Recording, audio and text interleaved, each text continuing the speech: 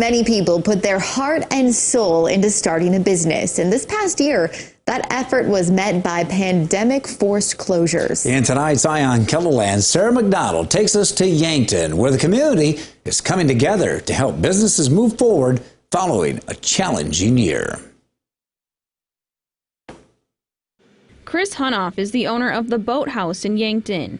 We offer golf simulation, axe throwing, shuffleboard, skee ball, kind of just everything that's we found to be fun in bars and entertainment centers. So we kind of just built a place to house it all. This downtown business opened at the end of March of 2020. On April 2nd, all bars and restaurants were shut down in town, so we were actually only open at night. So then we were kind of out of commission for 5 weeks or so. So that was our first shock. But thanks to support from the community, he's been able to keep his business going. It's not just people from Yankton, but people from Nebraska and surrounding areas, have been a huge part of our business. And even luckily last summer, what probably kept us going was people who came to the lake. Nancy Winandy, who is the CEO of Yankton Area Progressive Growth and interim Yankton Area Chamber of Commerce director, says over the last year, the small business environment has been growing in town.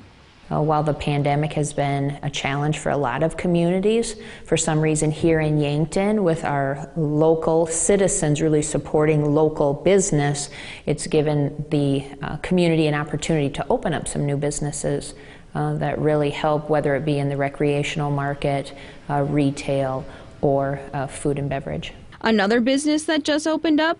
Bro Burger Bar in downtown Yankton. Owners Lauren Sokup and Ramiro Nino started welcoming customers in February. The response has been awesome. Support's been awesome. Everyone seems to like it. I think you'll always have people that, they don't love it, but we see a lot of repeat customers, and that's good. Winandy says it's not just new businesses opening up, but others are expanding. We also had places like Scooters that did an expansion. Dairy Queen located to a different location and significantly expanded their footprint in Yankton. So it's nice to see some of the local long-term businesses also finding ways to grow and expand. People are really big into supporting local business. We have a couple beers from the local breweries in town that we do, and people will come in specifically asking about those. Business owners say it's not just the customers showing support. They also help each other. It really allowed some of us to collaborate. One of our biggest days was a collaboration between River's Edge and Backspace Brewing. We had an Oktoberfest party down here, which is obviously a challenge with COVID, but we were all able to kind of think how to do it safely, and we all had a great day. So,